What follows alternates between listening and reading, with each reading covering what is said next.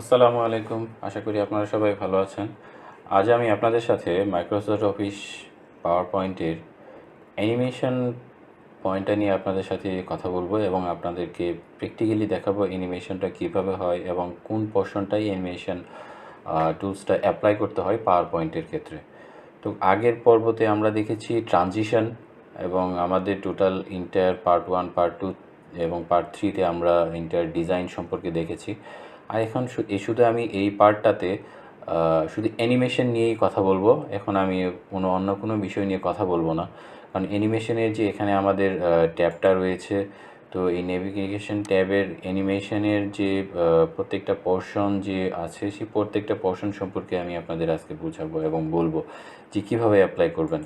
যদি আপনারা বুঝেন যে অ্যানিমেশন পোর্শনটা কীভাবে আপনাদের এখানে অ্যাপ্লাই করতে হয়, তাহলে আপনাদের অ্যানিমেশনটা আপনাদের জন্য খুব তাহলে আপনারা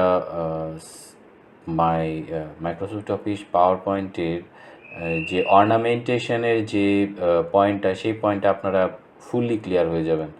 তো আপনারা অলরেডি হচ্ছে যে আপনারা আগের পর্বগুলোতে মোটামুটি ভালোই দেখেছেন, যদি দেখে থাকেন তো আলহামদুলিল্লাহ আপনাদের জন্য অনেক উপকার হবে। এবং তাহলে আপনারা অলরেডি অ্যানিমেশন সম্পর্কে জেনে গিয়েছেন যে অ্যানিমেশনটা কী। অ্যানিমেশনটা আসলে অ্যাপ্লাই করা হয়, এটা স্লাইড টু স্লাইডে যায় না, এটা প্রত্যেকটা স্লাইডের ভিতরে যে সময় আমরা কোনো মুভমেন্ট দিতে চাই, কোনো ডিজাইন অর্নামেন্টেশন ক্রিয়েট করতে যাই, সেই সময় আমাদের অ্যানিমেশনটা ব্যবহার করতে হয়। শুধু সরাসরি সহজ ভাষায় অ্যানিমেশনটা ব্যবহার করা হয়, এটা হচ্ছে অ্যানিমেশনটা ব্যবহার করা হয় একটা স্লাইডের ভিতরের কোনো টেক্সট, এই অবজেক্ট আছে, এই অবজেক্টের ভিতরে কি স্লাইড কি দিব, এই অবজেক্টটা আমরা কিভাবে অ্যানিমেশন দিব, এই অবজেক্টটা কিভাবে অ্যানিমেশন দিব, এই অবজেক্টটাকে কিভাবে অ্যানিমেশন দিব, ভিতরে টেক্সটগুলোকে কিভাবে অ্যানিমেশন দিব। সো এই একটা স্লাইডের ভিতরে ইন্টায়ার অ্যানিমেশনটাকে আমি কিভাবে রিপ্রেজেন্ট করব, সেটাই দেওয়ার জন্যই আমাদের অ্যানিমেশন টুলসটা ব্যবহার করা হয়। তো সেই টুলসটা অ্যানিমেশনের যে ট্যাবটা, তো এটার মধ্যে আমাদের অনেকগুলো টাইমিং খেয়াল করা লাগবে এবং আমাদের হচ্ছে একটা অ্যানিমেশন থেকে আরেকটা অ্যানিমেশনের ডিলে খেয়াল করা লাগবে এবং একটা অ্যানিমেশন থেকে আরেকটা অ্যানিমেশন আসার পর কি প্রিভিয়াস অ্যানিমেশন শেষ হয়ে যাওয়ার পর অ্যানিমেশনটা অটোমেটিক্যালি আসবে কি না, অথবা হচ্ছে আমি যদি প্রথমে অ্যানিমেশনটা শেষ হয়ে যায়, পরে অ্যানিমেশন আসার ক্ষেত্রে আমি কি অন ক্লিকের জন্য ওয়েট করব কি না। তো এই ধরনের পয়েন্টগুলো আমাদেরকে অবশ্যই খেয়াল রাখবে। এবং টোটাল পেজের যে অ্যানিমেশন ডিউরেশনটা, সেটা কত সেকেন্ড হতে পারে অথবা কত মিনিট হতে পারে, তো এটাও আমাদেরকে দিতে হবে। আবার হচ্ছে আমরা এই অ্যানিমেশনটাকে যদি মুভ করতে যাই অথবা কোনোটাকে পিছনে পেছ করতে যাই, সেটা আমাদের লাগবে। তো এই অ্যানিমেশন নিয়ে যে সময় কাজ করব, সে সময় আমাদের অ্যানিমেশন প্যানটাকে আমরা অবশ্যই ওপেন করে রাখবো, কারণ অ্যানিমেশনের প্যানটাকে যদি আমরা ওপেন করে রাখি, তাহলে এখানে দেখতে পাবো যে কোন অ্যানিমেশনের পর কোন অ্যানিমেশনটা আসছে, অথবা একই সাথে কয়টা অ্যানিমেশন ইফেক্ট ফেলছে ভিতরে গিয়ে। তো সেটা আমাদেরকে অবশ্যই দেখার জন্য আমাদের হচ্ছে অ্যানিমেশন প্যানটা অবশ্যই ওপেন করে রাখবো। আর এখান থেকে যদি আমরা কোনো কিছু দেখতে চাই, যে প্লে বাটনে ক্লিক করব, প্লে বাটন থেকে আমাদের অটোমেটিক্যালি এই অ্যানিমেশনগুলো আমাদের রিপ্রেজেন্ট করে দেখাবে। তো আমরা এখন চলুন দেখি, আমরা আসলে প্রত্যেকটা জিনিসই আমরা অ্যানিমেশনটাকে আমরা বোঝার চেষ্টা করব। তো এটার জন্য যে আমাকে সবগুলো স্লাইডের মধ্যেই যেতে হবে, ব্যাপারটা এরকম না বিষয়টা। তো আমি যে কোনো একটা স্লাইডকে চুজ করি আমরা, তো সেই স্লাইডের সাপেক্ষেই আমরা হচ্ছে টোটাল এটাই যাব। তো আমরা একটা কাজ করি, আমাদের যেহেতু অ্যানিমেশন আর ট্রানজিশন নিয়ে একটা স্লাইড আছে, তো সেই স্লাইডটাই আমরা ব্যবহার করি। চলুন, হ্যাঁ, যেমন আমাদের এই অ্যানিমেশন এবং এটা হচ্ছে অ্যানিমেশন এবং ট্রানজিশন নিয়েই আমাদের এই স্লাইডটা প্রিপেয়ার করা। আমাদের এখানে হচ্ছে adding custom animation to text and object. একটা স্লাইডের ভিতরে যে সময় আমরা কোনো মুভমেন্ট ক্রিয়েট করতে যাই, সেটা করা হয় হচ্ছে অ্যানিমেশনের মাধ্যমে। তো আমি এখানে অ্যানিমেশন মাস্টার স্লাইডের মধ্যে কিছু অ্যানিমেশন আছে, আবার ওই স্লাইডের ভিতরে বডির ভিতরে সেটা আলাদা সেপারেট করে অ্যানিমেশন করা।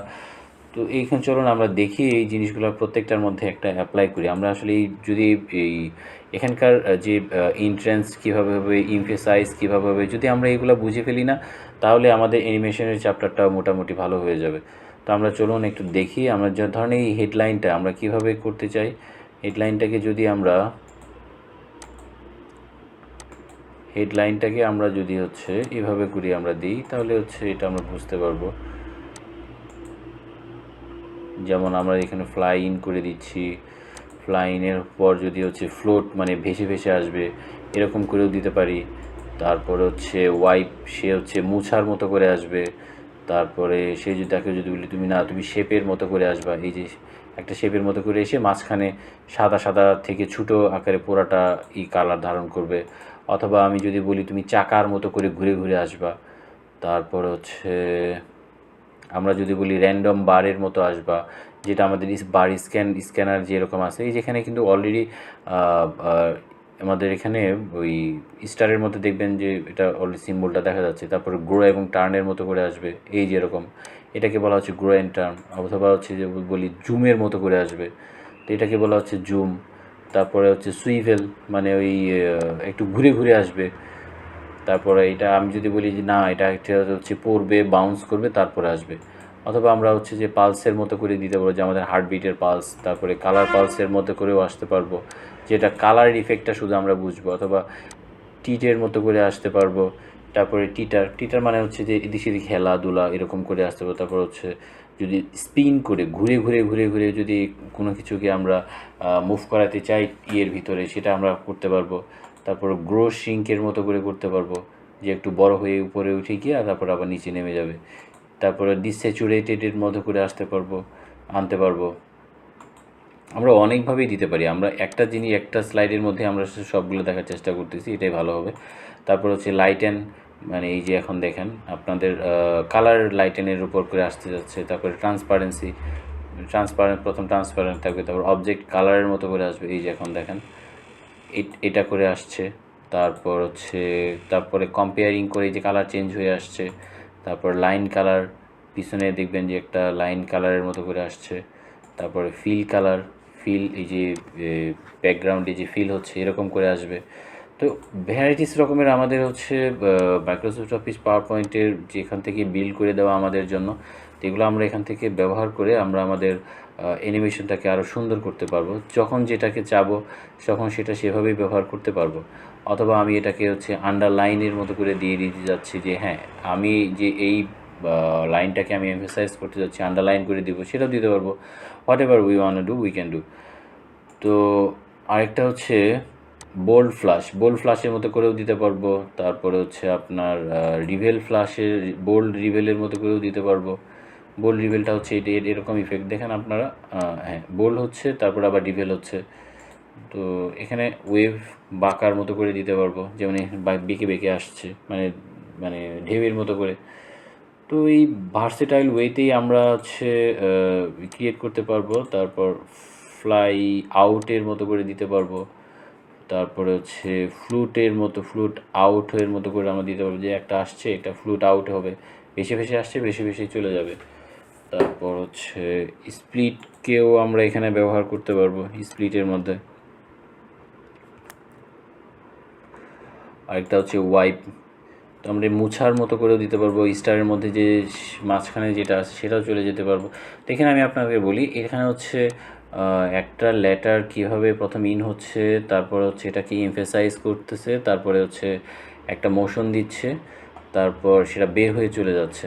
তো আমরা এই মোশনটাকেও দিতে পারি, যেটা মোশনটার মাধ্যমেও এটা করতে পারবো। যেমন হচ্ছে এই যে একটা মোশনের যে সেটাতেও আমরা এখানে মোশন পাথও দিতে পারবো, যে এখন এটাও মোশন পাথ দিতে পারি। তারপরে হচ্ছে এই লুপের মতো করেও দিতে পারবো, এই যে। তারপরে কাস্টম একটা পথ যদি আমরা দিতে চাই, সেটার মতো করেও দিতে পারবো। তো এখানে ভ্যারাইটিস রকম আমাদের হচ্ছে টার্নের ওয়ে আছে। ভ্যারাইটিস রকমভাবে আমরা এই অ্যানিমেশনটাকে রিপ্রেজেন্ট করতে পারবো। তো অ্যানিমেশনটাকে রিপ্রেজেন্ট এটার আমরা হচ্ছে আরেকটা জিনিস হচ্ছে কোন পোর্শনটার পর কোন পোর্শনটা আসবে, এটা কিন্তু আমরা একটু প্রিভিউ যদি করি তাহলে বুঝতে পারবো। যেমন এই যেভাবে আসছে, তো এগুলো আমাদের হচ্ছে এই ইফেক্টের ক্ষেত্রে আমাদের অ্যাসকার্ভের মতো করে যদি আমরা দিই এবং এটাকে যদি প্রিভিউ করি, তাহলে ইন্টায়ার পেজটাকে আমরা দেখবো যে অ্যানিমেশনটা গেলেও যেমন এই অবজেক্টটা একরকম আসছে, তারপর এই অবজেক্টটা আরেক রকম আসছে, তারপর এই অবজেক্ট আরেক রকম আসছে। তো এইগুলা আমরা অবশ্যই বুঝতে পারবো।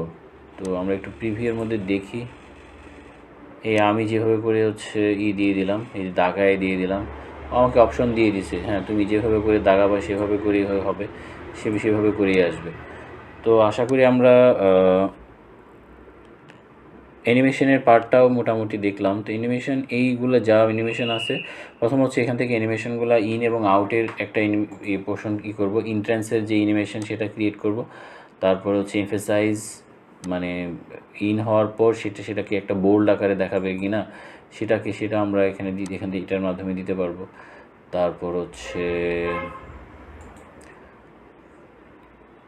তারপর আমরা এখান থেকে এক্সিট কিভাবে নেবে সেই এক্সিটটাকেও আমরা এখান থেকে ডিফাইন করে দিতে পারবো, কারণ ইন আউট আর মাঝখানে এক্সিস্টেন্স, অস্তিত্ব থাকা যেটা, তারপর এই তিনটা পোর্শনের উপর বেস করেই দেওয়া। আর আমরা এখান থেকেও নিজেদের মতো করে পথটা ক্রিয়েট করে দিতে পারবো, যেটা যেমন এই যেটা হচ্ছে অ্যানিমেশনের পথ যেটা আমি এখান থেকে এঁকে দিয়েছি সে এভাবেই হচ্ছে সে এখানে রিপ্রেজেন্ট করছে।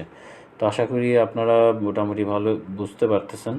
আর এখানে পোর্শনটুকু আমাদের করতে হবে, যেমন হচ্ছে টোটাল ডিউরেশনটা আমাদের এই স্লাইডের মধ্যে কতটুকু অ্যানিমেশন হবে এবং ডিলেটা কতটুকু হবে, এবং এটা কি ওয়ান ক্লিকে ইফেক্ট পড়বে নাকি উইথ প্রিভিয়াসে এটা হচ্ছে রান হবে।